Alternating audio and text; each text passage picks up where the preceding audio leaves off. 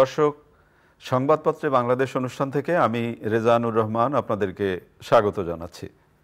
বিভিন্ন জাতীয় দৈনিকে প্রকাশিত খবরের বিশ্লেষণ নিয়ে আমাদের আজকের এই অনুষ্ঠানে অতিথি হিসাবে উপস্থিত আছেন বাংলাদেশ ফেডারেল সাংবাদিক ইউনিয়নের সাবেক সভাপতি বিশিষ্ট সাংবাদিক আবুল কালাম আজাদ।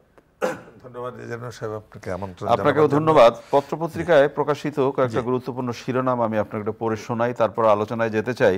প্রথম আলোর শিরোনাম, ইরানের প্রেসিডেন্ট রাইসি নিহত, মানুষের আয় কম, ব্যয় বেশি, মূল্যস্ফীতি ও মজুরি, অপরাধের নতুন মুখ, হামলায় ভাড়াটে লোক। দৈনিক সমকালের শিরোনাম, ইরানের প্রেসিডেন্ট রাইসির মৃত্যু দুর্ঘটনা নাকি নাশকতা, 15 ঘন্টা পর লাশ উদ্ধার, স্তব্ধ ইরান, বৈধতা না থাকার সুযোগে ভাগাভাগির চাঁদাবাজি, কি হবে ব্যাটারি চালিত রিকশার।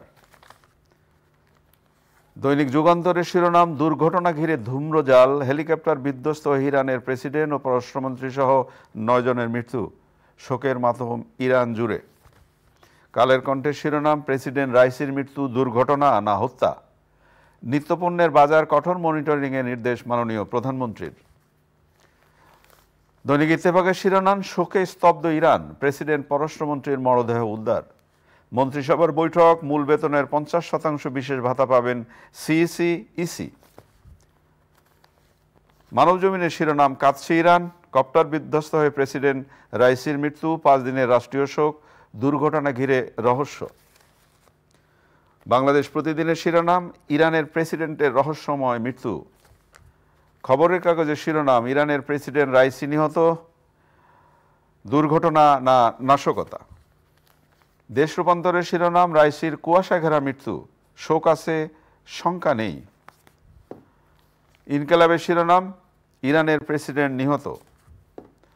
সময়ের আলোর শিরোনাম, রাইসির মৃত্যুতে বিশ্বজুড়ে শোক, 4,500 কোটি টাকায় অপ্রয়োজনীয় ড্রেজার ক্রয়। জায়দিনের শিরোনাম, ইরানের প্রেসিডেন্ট রাইসি নিহত, ধর্মীয় নেতা থেকে দেশের প্রেসিডেন্ট, রাষ্ট্রপতি ও প্রধানমন্ত্রীর শোক। আমাদের সময় শিরোনাম, রাইসি সহ 9 লাশ উদ্ধার, শোকে স্তব্ধ ইরান, 156 উপজেলায় ভোট গ্রহণ আজ। দৈনিক জনকণ্ঠের শিরোনাম, প্রেসিডেন্ট রাইসি নিহত, অন্তর্বর্তীকালীন প্রেসিডেন্ট মোহাম্মদ মোখবার। আপনি শিরোনাম শুনলেন, সারা বিশ্বে একই সংবাদ, ইরানের প্রেসিডেন্ট নিহত। এবং গতকাল যে দুর্ঘটনাটা হলো, অনেক পত্রিকার শিরোনাম বা প্রচার মাধ্যমের শিরোনাম, দুর্ঘটনা নাকি নাশকতা। দেখেন, আসলে একটি দুঃখজনক ঘটনা। ইরানের প্রেসিডেন্ট মারা গেছেন। আমাদের মাননীয় মহামান্য রাষ্ট্রপতি, মাননীয় প্রধানমন্ত্রী শেখ হাসিনা শোক জানিয়েছেন, বিশ্বের বিভিন্ন দেশের নেতৃবর্গ। এটি শোকাবহ ঘটনা, এই ব্যাপারে কোনো সন্দেহ নেই। তো এখন ইরানের রাষ্ট্রীয় গণমাধ্যম যেটি বলেছেন, যেটি দুর্ঘটনা। কিন্তু পাশাপাশি আবার আপনি টাইমস অফ ইন্ডিয়া, ইকোনমিস্ট, বিভিন্ন পত্রিকায় বলা হয়েছে যে এটার পেছনে হয়তো একটা ষড়যন্ত্র থাকতে পারে বা নাশকতার কোনো থাকতে পারে। এটা নিয়ে আর কি আমাদের পত্রপত্রিকাগুলো যে এখন এইটা ইরানের গণমাধ্যম এবং রাষ্ট্রীয় গণমাধ্যম, টেলিভিশন থেকে শুরু করে সরকারের পক্ষ থেকেও বলা হয়েছে যে দুর্ঘটনাই। এই ব্যাপারে আমার মনে হয় মানে আরো অপেক্ষা করতে হবে, যদি সময় বলে দেবে, তাই না, যে এর পেছনে আছে কি না। অনেক ধন্যবাদ। আমরা একটু পরের আলোচনায় যেতে চাই। আপনি নিশ্চয়ই খেয়াল করেছেন যে গত 2 দিন ধরে ব্যাটারি চালিত রিক্সা নিয়ে অনেক ধরনের আলোচনা হলো, এবং আগের দিন ভাঙচুর হলো, গতকালও ভাঙচুর হয়েছে। এবং মাননীয় প্রধানমন্ত্রী তার বরাত দিয়ে আমাদের ওবায়দুল কাদের সাহেব বললেন যে ব্যাটারি চালিত রিক্সা চলবে। একটা প্রশ্ন হলো, এই যে চলার অর্ডার আগে দিল, ওবায়দুল কাদের সাহেব আগে থেকে বললেন এটা চলতে পারবে না, তার মুখ দিয়ে আবার বলানো হলো যে ব্যাটারি চালিত রিক্সা চলবে। আপনি যদি সমকালে সেই দেখেন, সড়কে ব্যাটারি চালিত রিক্সার নিয়মের কথা বলা হচ্ছে, নিয়মের আওতায় এনে চলাচলের সুযোগ নেওয়ার পরামর্শ মাননীয় প্রধানমন্ত্রীর। আদালত এসব যান চলাচলে দিয়েছিলেন নিষেধাজ্ঞা। সিটি কর্পোরেশন নিবন্ধনের বিষয়ে মন্ত্রণালয়ের নির্দেশনা দেখে পদক্ষেপ নেবে। পুলিশ রাজনৈতিক নেতা এসব যান চলতে যেন টাকা নেয়। কাউন্সিলররা ঘনিষ্ঠ করেন সবকিছু নিয়ন্ত্রণ। মান্থলি দিয়ে হাতে লেখা টোকেন দিয়ে অবৈধ যানগুলো চলে, এবং রিজভী সাহেব বলেছেন যে ছাত্রলীগের নেতারা এইসব যানবাহন চলাচলের জন্য চাঁদা নেন। না, এখানে মানে রাজনৈতিক নেতার যে বক্তব্য আপনি তারটা আলাদা যদি করেন, না আলাদা করতে চাই এই কারণে যে তারা মুখস্থ কিছু কথাবার্তা বলবেন, বলতেই হয়, বলতে হয় কি হয় না আমি জানি না, কিন্তু তারা অহরহ বলছেন। তো সুতরাং তারা সারাক্ষণই বলছেন যখন যে কি সন্ত্রাসের মধ্যে রাজত্বে আছে, মানে এই অবস্থা, সন্ত্রাসী কর্মকাণ্ড চলছে সারা দেশে, নৈরাজ্য চলছে, সবকিছু যে একটা নৈরাজ্যকর অবস্থা যদি হয় তাহলে সেই নৈরাজ্যকর পরিস্থিতিতে কিন্তু সাধারণভাবে চলাফেরা করে স্বাভাবিক জীবনযাপন করা সম্ভব না। কিন্তু সেগুলো করেও আমরা যখন কেউ বলি যে নৈরাজ্যকর পরিস্থিতি, পুরো যে দেশটাই হলো কারাগার, এবং কারাগারের ধারণ ক্ষমতার বাইরে মানে যা আছে ধারণ ক্ষমতা তার 10 গুণ হলো জেলের মধ্যে আছে, মানে যখন যা আমাদের মনে হয় আমরা বলে ফেলি, সেটা ভিন্ন কথা।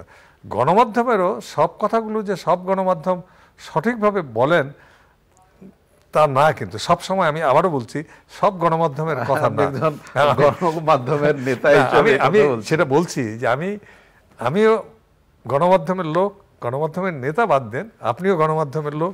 নিশ্চয়ই আমরা গণমাধ্যমের বিরুদ্ধে কোনো কথা বলবো এটা ঠিক না, বলতে চাইও না, কিন্তু এটাও তো ঠিক যে গণমাধ্যমের লোকজনই আমরা কেউ মানে উদ্দেশ্যমূলকভাবে খবর প্রচারের চেষ্টা করি, এবং এটাও আমরা করি। আমরাই, আমাদের সবার কথা আমি বলছি না, আমাদের কিছু কিছু লোক আমরা যেটা করি, কোনো গণমাধ্যম যে উদ্দেশ্যমূলকভাবে কোনো না কোনোভাবে সরকারকে যদি আঘাত করতে পারি মনে শান্তি পাই, আর্থিক তৃপ্তি মানে প্রাপ্তি হয় কিনা আমি জানি না, মানসিক তৃপ্তি হয়, এই অবস্থাটা তো আছে। আমাদের সাম্প্রতিক এরকম ঘটনা ঘটেছে, এরকম প্রায় সময় আপনি দেখবেন যে হয়। এখন এই জায়গায় হচ্ছে গতকাল মাননীয় প্রধানমন্ত্রী মন্ত্রিসভার সবাই যে কথাটি বলেছেন যে আইনের মাধ্যমে এনে তাদেরকে চলাচলের সুযোগ দেওয়া উচিত, তাই তো বলেছেন। এবং এই আইনের মাধ্যমে এনে অর্থাৎ সেখানে যদি আদালতের নিষেধাজ্ঞা দেওয়া থাকে, এটাও কিন্তু তিনি তার কথার মধ্যে আইনের মাধ্যমে এবং একতরফাভাবে তাদেরকে যেন, এবং তাদেরকে চলতে দিলে পরে যে জিনিসটা হয় যে আপনি অ্যাক্সিডেন্টগুলো হয়, তাদের বিদ্যুৎ যে চলে, বিদ্যুতের গাড়ি, সেই বিদ্যুতের বিল দেয় কিনা, এগুলো অনেক বিষয় আছে। কিন্তু তো মাননীয় প্রধানমন্ত্রী যথার্থভাবেই বলেছেন যে আইনের মাধ্যমে এনে তাদেরকে চলাচলের সুযোগ দেওয়া হোক, কারণ এমনিও তো মানে বিকল্প যদি কাজের ব্যবস্থা, এখন কোনো ক্ষেত্রে দেখা যায় যে আমি এমন সব কাজ শুরু করি তারপরে আমার এই বিকল্প কাজের ব্যবস্থা করে দেবেন। তা আপনি দেখেন কয়েকদিন আগে মাননীয় প্রধানমন্ত্রী এসএমই সম্মেলনে, এসএমই মানে ক্ষুদ্র এবং মাঝারি শিল্প উদ্যোক্তাদের সম্মেলনে পরশুদিনই সেখানে তিনি বললেন, চমৎকার করে বলেছেন যে আপনি পড়াশোনা করার পরেই চাকরি না খুঁজে আপনি উদ্যোক্তা হন এবং আপনি চাকরি দেন, তাই না? এই যে তার, আমি কেন বলি যে তার যে দূরদৃষ্টি, তার যে স্বপ্ন দেখানোর এবং স্বপ্ন বাস্তবায়নের সমস্ত কিছু, প্রজ্ঞাবান নেতা সে নিঃসন্দেহে, এ ব্যাপারে তো কোনো সন্দেহ নেই। পাশাপাশি এও বলেছেন যে ঋণ পাওয়া যায় না, হ্যাঁ আর্থিক সংকট আছে, আমাদের সমস্যা আছে, কিন্তু নারীদের তো, আপনার মা, আপনার বোন, আপনার মেয়ে, তাদেরকে এগিয়ে দেন না, তারা তো ভালো কাজ করেন। এবং এই যে কুটির শিল্প, ক্ষুদ্র শিল্প, মাঝারি শিল্প যে কত চমৎকার করে উদ্বোধন করলেন, তো এই জায়গাটায় হচ্ছে কি তিনি কিন্তু মানে মানুষকে জানা, যে কথাটা আমি বলার চেষ্টা করি, মানে আমরা বুঝি অনেকেই, এর চেয়ে বড় বিদ্যা কিন্তু আর কিছু হয় না। আপনি জানেন যে সর্বকালের সর্বশ্রেষ্ঠ বাঙালি জাতির পিতা বঙ্গবন্ধু শেখ মুজিবুর রহমান বাংলাদেশের মানুষকেই না, শুধু বিশ্বের নিপীড়িত নির্যাতিত মানুষকেও তিনি পড়তে পারতেন। এই জন্যই তিনি ওই পর্যায়ের নেতা হলেন, বিশ্ব নেতা হলেন, তাই তো? এখন প্রশ্ন হচ্ছে, মাননীয় প্রধানমন্ত্রী একটি কথা দিয়েই বলেছেন যে আইনের মাধ্যমে, সেখানে যদি আদালতে নিষেধাজ্ঞা থাকে সেটা কিভাবে আইনের মাধ্যমে আসবে সবকিছু, এবং ওদেরকে যাতে ওরা চালাতে পারে সেই ব্যবস্থা করো। এর ফাঁকে এসে মানে যে যখন যেমনি সুযোগ পায় বলে দিলাম ছাত্রলীগ যুবলীগ এই করেছে, এই তো এইসব বিষয়ে বোধ করি একটু মাথায় রাখা দরকার। আমার কথা হচ্ছে, আমি কেউ করে না এই কথা আমি কখনো বলি না।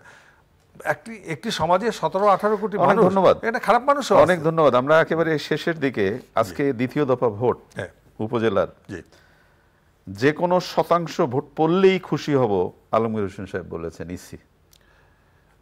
ইসির আসলে এখানে যে জিনিসটা হচ্ছে, উনি কি বলবেন না বলবেন ওনার এই ব্যাপার। যে কোনো ভোট পড়লে একজন নাগরিক হিসেবে মানে এটা পত্রিকার শিরোনাম থেকে ওটা আমি বলছি যে উনি কি বলেছেন আমি জানি না।